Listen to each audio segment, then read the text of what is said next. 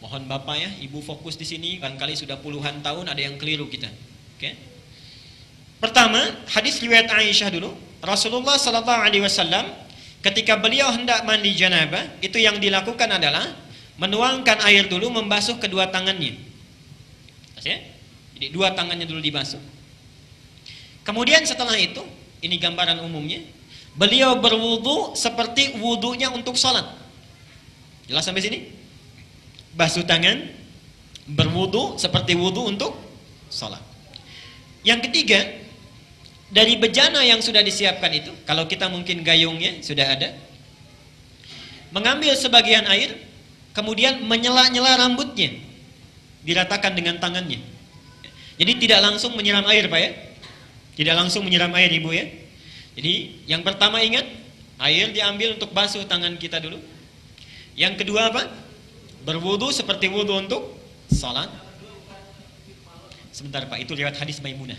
Oke, saya sampaikan bagian pertama dulu. Nanti diperinci di Maimunah binti Al-Harith.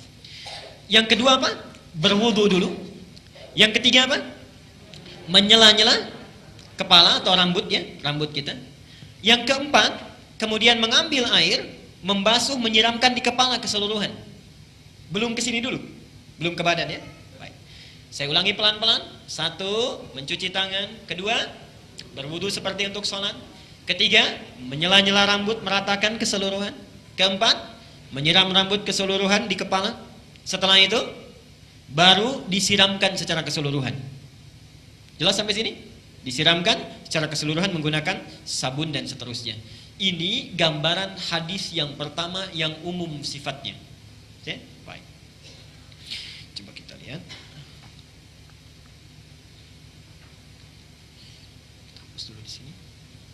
Sekarang kita lihat bagian yang kedua. Ini riwayat siapa tadi? Aisyah radhiyallahu anha. Sekarang Nabi sallallahu alaihi wasallam ketika tinggal di rumah Maimunah, okay, kemudian setelah itu berhubungan dengan Maimunah binti Al-Harith, salah satu istri beliau. Kemudian Nabi sallallahu alaihi wasallam melakukan mandi janabat saat itu. Hadisnya diriwayatkan oleh Maimunah dari Abdullah bin Abbas. Abdullah bin Abbas di Al-Bukhari nomor hadis 265. Perhatikan. Sebentar, saya menyimpang dulu pelan-pelan. Ibu masih ingat Bapak kisah Ibnu Abbas itu? Anaknya usia berapa tahun? Baik. Silahkan cek pertemuan kita yang lalu, hadis Abu Daud nomor hadis 1365 itu ya. Ibnu Abbas dalam usia 4 sampai 5 tahun itu memaksa ingin tinggal di rumah bibinya Maimunah. Jadi Maimunah ini bibinya Ibnu Abbas. Tinggal di sana, ingin melihat bagaimana sifat bangunnya Nabi dari tidurnya sampai tahajud. Saya pernah terangkan ini ya. Baik. Ibnu Abbas memperhatikan itu, berdiri di depan kamar Nabi, diperhatikan bagaimana kira-kira Nabi bangun tidurnya. Sampai kemudian tahajud, diajak beliau untuk menunaikan tahajud. Ternyata tidak berhenti sampai di situ.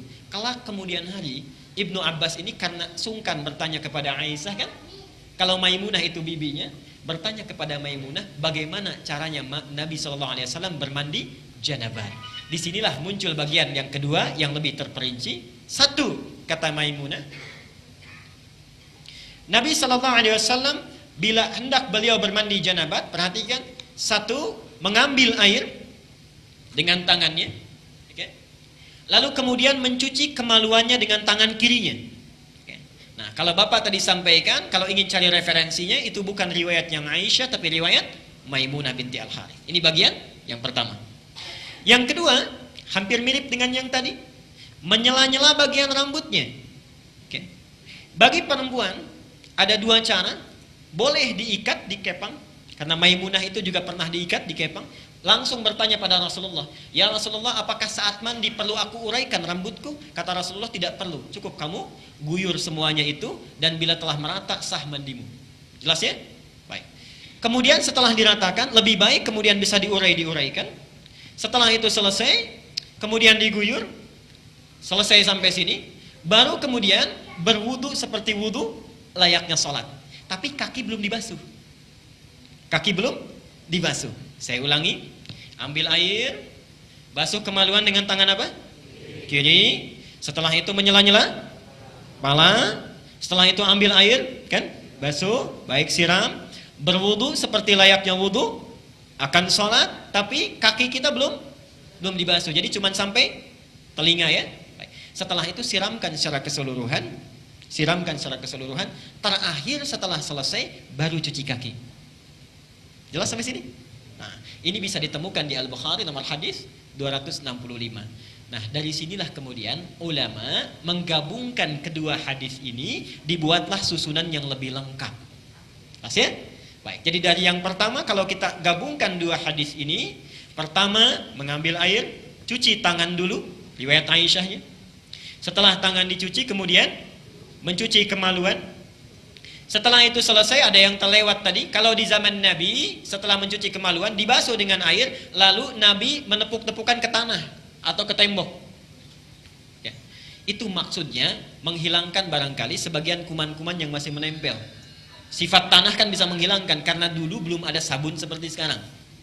Kalau bapak ingin ikut, ibu ingin ikut sunnah Nabi, ikuti dengan cara yang cerdas. Jangan setelah dibasuh tempel-tempelkan ke tembok begini. Cukup pakai sabun, dicuci dengan sabun. Saya ulangi dari awal. Tangan dibasuh dulu, basuh kemaluan, kemudian cuci dengan sabun. Setelah itu sela-sela kan? Baik ya, sela-sela, basuh kepala keseluruhan, berwudu seperti layaknya untuk sholat sampai kakinya.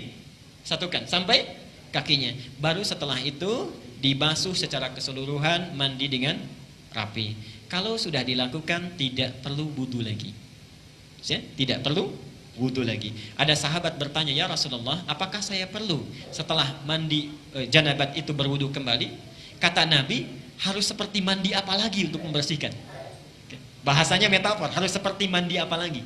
Artinya setelah wudu setelah mandi tidak perlu wudu lagi. Jelas sampai sini? Baik.